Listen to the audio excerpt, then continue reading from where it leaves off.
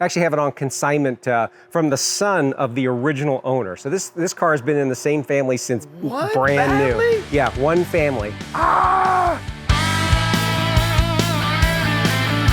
Welcome to Cars, Shops, and Collections, and I love this place. Classic and Collectible Cars, Las Vegas, one of my favorite spots in town. Mike is the owner in our, whoa, the inventory has increased. Ooh, there's Mike, there he is. Dude, and it's good to see you, man. Good, how are you doing? Dude, I feel like this has gotten like bigger, more. Yeah, actually we're a little kind of mediocre. Really? Right now.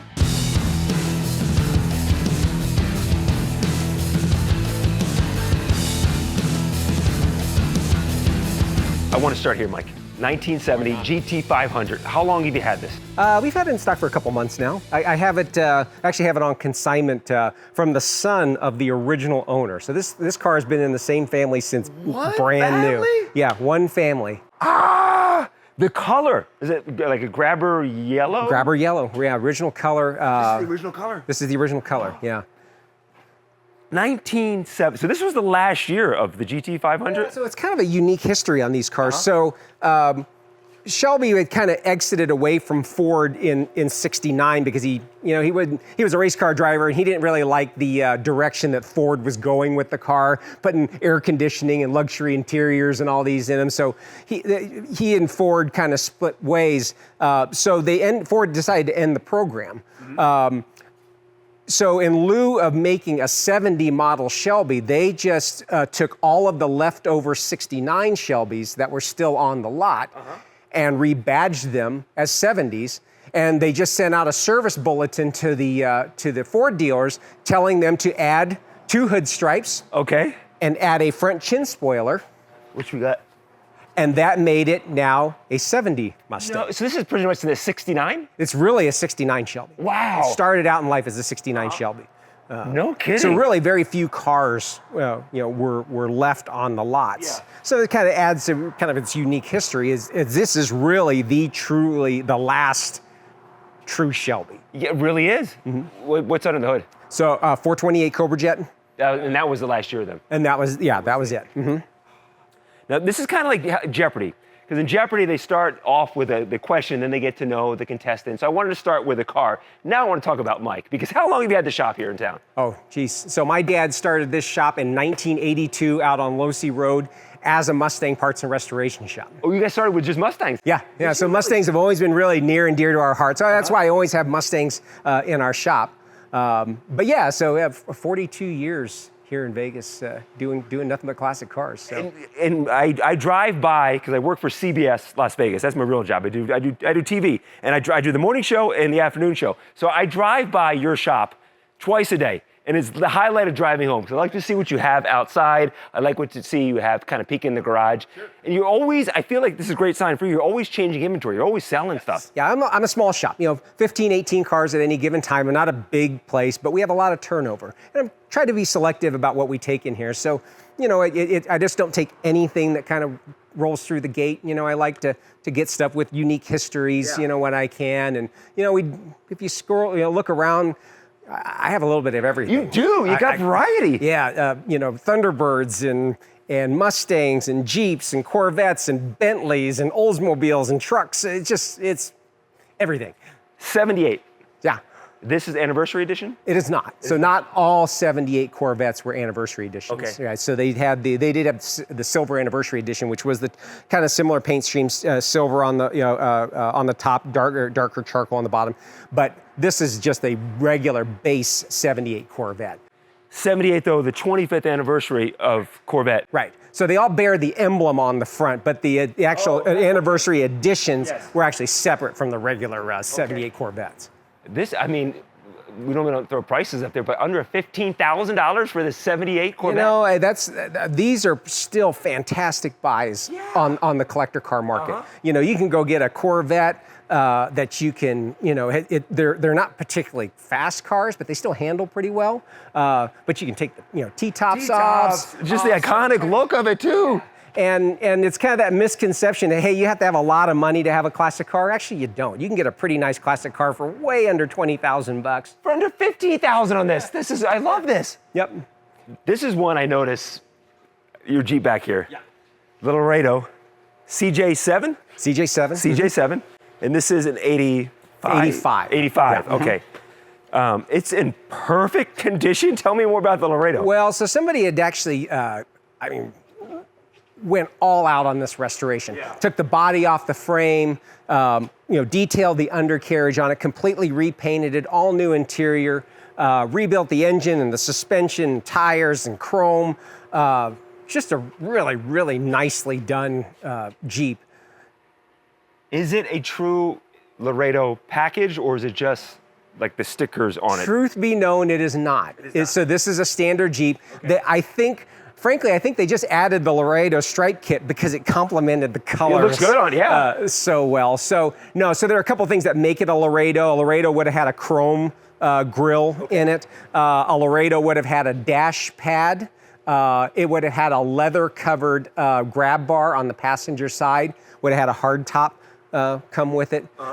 So no, this is actually just a standard CJ7 with a Laredo stripe package. It looks, like the restoration's impeccable. Oh yeah, it's in fantastic shape, For Jeeps you had, so it's the Laredo like package, the Renegade package, Right. Laredo, Right. and then the Golden Eagle.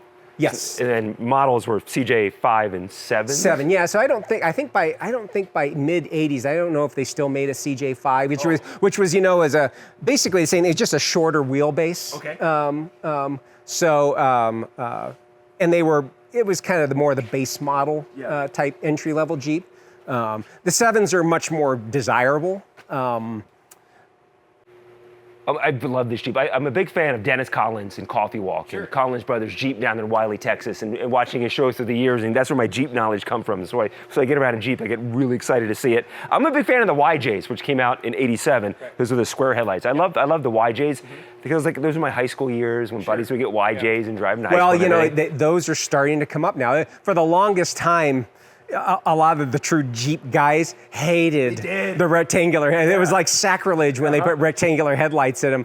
But now people, they're starting to recognize them as, hey, what normally happens in collector cars is that when the earlier model starts getting more desirable and the values start going up, the lesser desirable ones kind of get pulled on the coattails of them. So then you start seeing, those starting to come up because they say, well, if I can't afford this one, but I can afford that one, yeah. I remember when, and Lance, let's keep on walking through the shop here. There's so much I want to see. Tell me about the Porsche here. But I do remember, back to the Jeep real fast, I remember when they were going back to the round headlights. It was like a whole campaign. Oh yeah, because it was a whole retro thing. Exactly. Yep. We're going back. That's such a big thing. Tell me about this beautiful Porsche. Wow, so this is another one owner. This is a 77 911S. Unfortunately, we do have it out of a local estate. Her husband purchased this car brand new in Southern California in 1977. And what the best thing about this car is documentation. So I have everything since the day he picked this car up from the dealership. The window sticker, the sales contract, the warranty book, even a picture of him standing next to the car on the day that he picked it up in California. And is basically all original, never been touched. It's been repainted one time back to the original color, but all the interior is original. Can I open, is it unlocked? Can I open it? Get us, look inside here, Lance. Whoa. It spent its whole life in Southern California and never involved in an accident. Just an absolutely original car. We had a 82 Porsche 911 that we did on last week's episode with an LS3 swap inside of it. And it was, driving that thing was bonkers. I love just the original, I love the small tightness of the original Porsche here.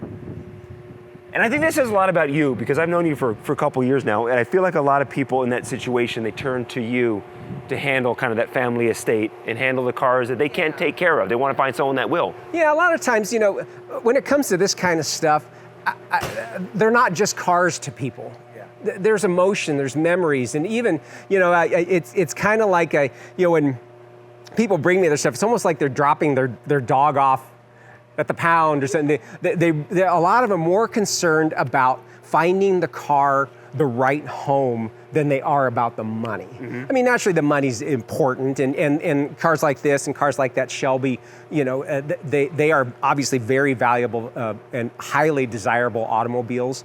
But in the end, you know, I know even with the guy with Shelby, because he even voiced it, he says, I really don't care about the money so much as that I want it to go to the right home. Oh, good home, yeah. He goes, so, and frankly, the nice thing is that, you know, with our clientele, is that I deal with car guys. Yeah. And I said, really, I says, you know, it's gonna be brought back to life. It's gonna, you know, we're all temporary owners of everything in life when you really think about it. Oh, that was deep. You know, and I said, you know, there's probably nothing more than the owner of this car would want is for somebody to take it and continue enjoying it. Exactly. Not just stick it in the garage and forget about it, or modify it. Like, you know, a Porsche guy who knows these cars and sees what this car is only gonna give it the best. You can't, and there should be no modifications done on this. Keep it as is. Absolutely as is. Right down to the original optional audio Vox 8-track still in the dash. Dang, and I have that on the window sticker, or not on the window sticker, on the sales contract where the dealership added that for him, you know, as part of the deal when he bought it. And then I have a box of 8-tracks that go with it too. So I even has his music. This is, do you have his 8-track? His 8-track collection, yeah, that was in the car. He's gonna live on in Oh this yeah, car. yeah, absolutely. What would you want to show us next? These are your children. What child do you want to highlight? You know, so, you know, this is gonna sound weird, but my fascination car right now is that Bentley. Okay. Of all things that I have in here, I have this Bentley that I bought. I bought it from actually one of the coaches of the Raiders. Really? After Antonio Pierce was let go, he says, I was let go too, and I'm leaving town, and I got a new coaching job, and I can't take my Bentley with me. So I bought it from him. Raiders connection with this Bentley right here.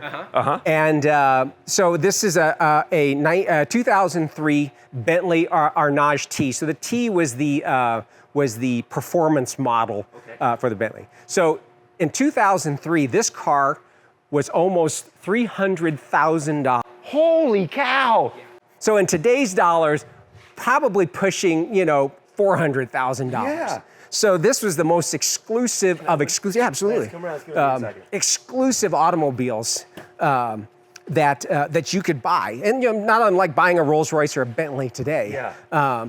So these cars are just phenomenally built. So this car is 6,700 pounds. That's heavy. Oh yeah, It's a tank. 3 tons, more than 3 tons. Yeah, dang. Yeah. There's bridges in Pennsylvania that have a 1-ton max. You could not drive across. Yeah, that's right. Yeah. Let's before we wrap up, kind of rapid fire. Like, tell me, we had a '74 Ranger. Yep. Great truck. Yep. These bump side Fords, so 67 to 72. They call them bump sides because underneath this molding is literally like a hump. So these trucks are immensely popular right now. And so this one, Arizona truck, original paint, so it still has that patina on it that people tend to like these days. But yeah, we get a lot of these trucks in. They roll right back out pretty quickly. And this truck was used, it was worked. Oh yeah, yeah. Well, you know, it still kind of comes from an era from, you know, people bought a truck for a reason. Yeah. Not like today, everybody, you know, people buy a truck and then never haul anything with it. You know, back then, you know, if you bought a truck, it was for work. Mm-hmm. So they got worked. Ranger package on that? Yep, top of the line Ranger package. This Mustang, the interior's been reworked? Yeah, so it's been restored back to the original. So it's a prairie bronze on the outside. This is a Palomino interior. One of about 2,100 convertibles to be equipped with a bench seat option. It's a very, very rare Mustang option. In fact, a lot of people don't know they made it. So actually more comfortable to me than bucket seats because you have that nice center armrest in there. Wait, so this is a 65? This is a 65, yep. And that's the original Compass? Yeah, so it was a dealer installed Compass. Yes.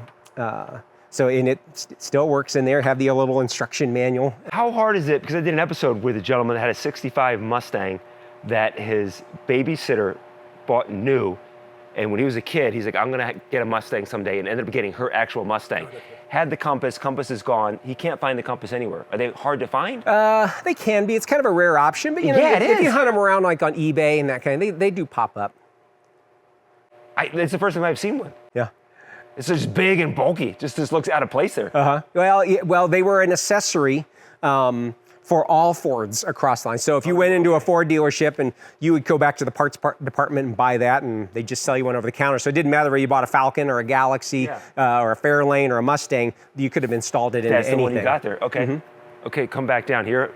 I love the Chevy truck over here. Yep, very cool. 48 Chevy pickup.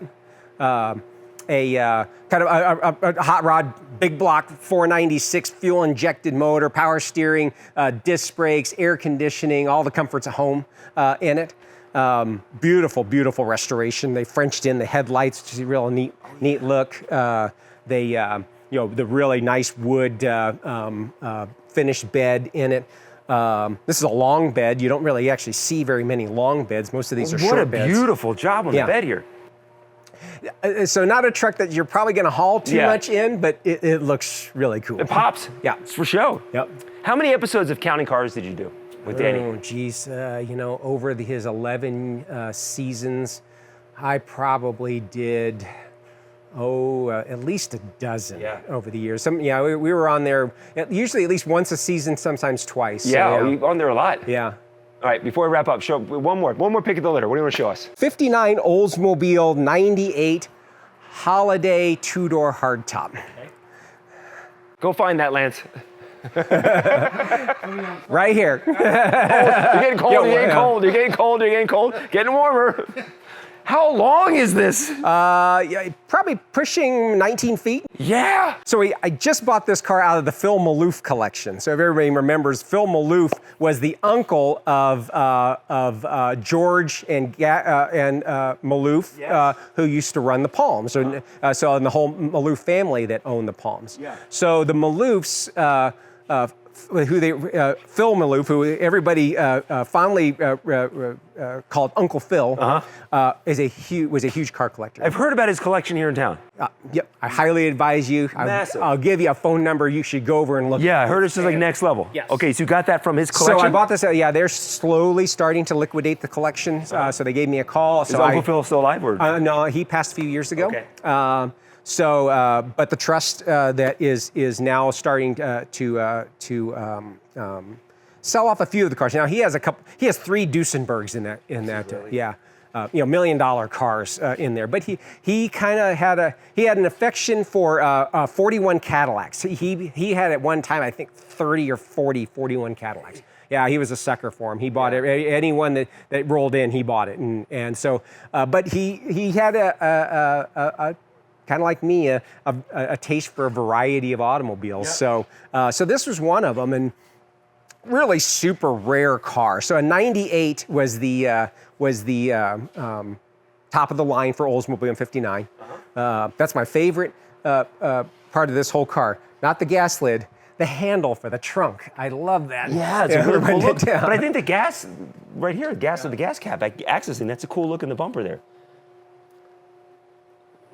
So this car, so they called it, most people don't know, they called it a Scenic Coupe, S-C-E-N-I Coupe, Scenic Coupe, because of the large bubble top roof. So you had this huge back window. In fact, it was so big and passengers that would actually get hot in them. And so if you kind of look, you can still see it. They actually put a banded tint across here. And the coolest feature for the rear seat passengers, it had a rear sun visor. For the sun coming down the back of your head. For the sun coming on the back of your head. That is, so the Porsche, what was the one in Risky Business? Was it 944? 928. 928 has that as well in the back of it. Yes, it did. Mm-hmm. But some people, and I was the same way the first time I saw it, I thought it was a sun visor for the front, not realizing you bring it all the way back to protect the back of your head. Yeah. So the scene was because it had all of this glass, and that was this was a design cue. There's a lot of glass. Yeah. So Chevy had it, Cadillac had it, Oldsmobile had it, Buick. So this is the bubble top design. So it had this wraparound front window. It was just basically all glass all the way around. The A pillar and the B pillar are really tiny. In a normal car, they're huge, right? Yeah. Here, oh yeah. They wanted to really accentuate this glass that you could see all the way around the car. But it did let in a lot of heat, into the car. Especially in Vegas. How's that? Yeah, for sure. So, but this car has got power steering, it's got power brakes, it's got factory air conditioning, it's got power windows, power seat, power antenna. It's got a Wonder Bar radio. What's it like driving it? Because I can't say it. Can you fathom how long this is? It is. Parking. It is just motion on the ocean, right? Yeah, it does not handle like a Corvette. It just kind of floats along, and I guess the steering to me is the best way to describe it is vague. When you're driving it around, because there's with these old style bias ply rayon tires that tended to track in the road, and they're very narrow. So if you have a groove in the road, the car tends to follow them. And if you get off the freeway in one of those big loops, you got to hold on to it because the car literally starts to slide out from underneath you. Yeah, but that's the way they were back then. They just didn't, they didn't have radial tires. But just the grille design. Oh my gosh. It's so intricate and Oldsmobile right down there in the grill. So people always think 59, they always think 59 Cadillac because of the big fins and everything. But if you really look at the 59 Olds and the 59 Buicks, they were just equally as beautiful cars. Everything here is awesome. Mike, thank you so much for taking the time to pop in here and, every once in a while, driving by is not enough. Every once in a while, I got to come in. Well, and see what we got. all the really cool stuff is always under roof in here. So sometimes I'll see a trailer. I'll send as I drive by. I'll send Mike a text like, "Hey, tell me about that," or "What do you got in the trailer? What's going on here?" So this is really cool. Well, thank you so much for you bet. Good seeing you showing again. us for your friendship as well. I appreciate it. Thank you guys for watching. If you want your car, shop, or collection featured on the show, then shoot us an email at carshopsandcollections@gmail.com. That's carshopsandcollections@gmail.com. And thanks for watching, and be sure and subscribe so you don't miss any future episodes of Cars, Shops, and Collections.